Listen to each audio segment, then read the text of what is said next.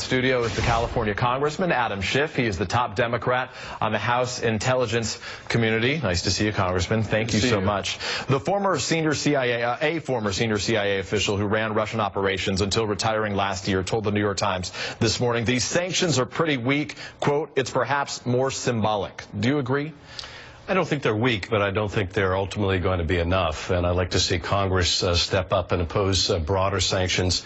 What really gets the Russians' attention is not so much the expulsion of diplomats or people masquerading as diplomats, but rather the economic sanctions like those imposed over Ukraine. That has really hurt the Russian economy.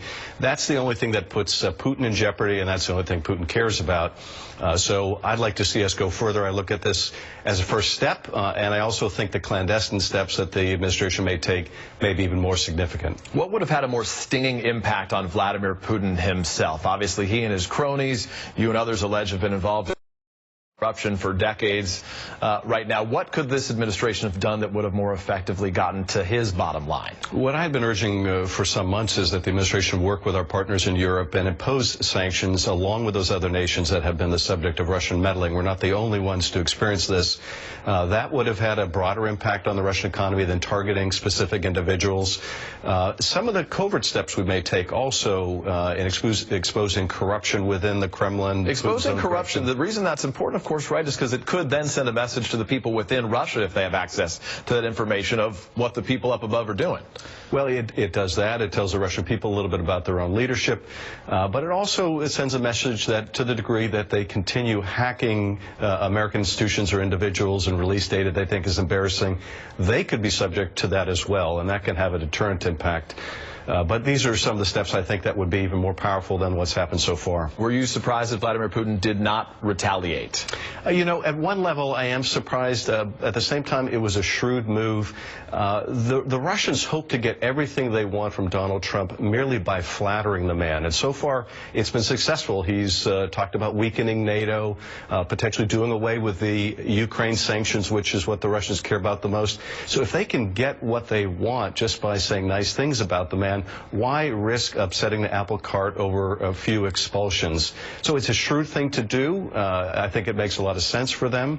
They may also look at something symbolic that they can do that they can view as a give back when Trump takes office, something that Trump could claim credit for. He just said that he thinks it's time to move on to bigger and better things. What did you make of that reaction? He said he's going to meet with intelligence officials to get to the root of the facts next week. Does that satisfy you? No, look, I'm glad he's going to meet with the intelligence officials, but he's already been briefed, and he's been briefed multiple times. There's no doubt. Homeland Security and DNI put out, and Russia was behind this, is dating back to October. Exactly, exactly. So maybe this is a face-saving way for him to say, after meeting with them, he's now convinced. But frankly, he has such difficulty in accepting anything that diminishes one of his successes. He can't accept the fact that he's lost the popular vote, so he invents millions of illegal immigrants voting. He can't accept the fact that the Kremlin intervened and it may have helped him, so he has to deny the whole thing. I don't have a lot of confidence at this point that that's going to change. What may change is if there is a personal dynamic with Putin that ultimately ends up turning. And we have seen, really with just the Twitter exchange on the nuclear arsenal, how quickly things could get out of control if the president-elect feels slighted in any way. So I think the Russians are being cautious with him, but they're also very hopeful that mere flattery may get them everything they need. It's worth reporting right now that NBC News has confirmed that the Senate Armed Services Committee is going to hold hearings on January 5th, that is the Thursday of the new year, on the foreign cyber threats to the United States. Among those that will be in attendance, the Director of National Intelligence, Director James Clapper. If Lindsey Graham, John McCain on the House side, you and others are able to put together a sanctions package that goes even further than than President Obama has gone to this point. Do you think that's something that Donald Trump would be amenable to? I don't know. I think he will probably start out quite hostile to the whole idea, as I think he is right now. But he's even in conflict with leading Republicans right now. Paul Ryan, Mitch McConnell, Lindsey Graham, John McCain. Very few, none of them were critical of what the president did. They basically said it may have been a little too late.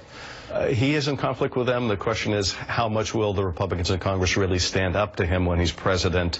I've already expressed my interest in working with Senators McCain and Graham and others who are interested in fashioning that sanctions package. I think there will be bipartisan support for it. Will, though, Mitch McConnell and Paul Ryan at the end of the day have the guts to actually send it to the president if the president tells them not to? That remains to be seen. But I don't see a lot changing with President Trump unless Putin takes some move that somehow is off-putting to the president-elect. Some Republicans, those close to Donald Trump, have said it's going to be like drinking from a fire hose in the first few weeks of this new administration. They're going to be putting forward so many new proposals that they'll overwhelm, as they describe it, a disorganized Democratic Party right now. Where in particular can the Democrats plant their flag and say this is a fight that we're ready to take up? Well, I think certainly on the whole issue of Russia's interference in our democratic institutions, that's a fight that Democrats are taking up, and we have the support of many Republicans in that fight also. We ought to also push to hold the president-elect accountable on his promise to have a massive infrastructure package, and not some tax giveaway to developers, but rather something real that invests in the infrastructure of the country. That's a fight we may be able to win. But also where he tries to roll back hard-won rights, or where the Republicans attempt to effectively throw people off their health insurance, the millions and millions of people that have received it. President Obama come to the Hill next week to strategize about how to go about pursuing that effort. Absolutely. In the days ahead.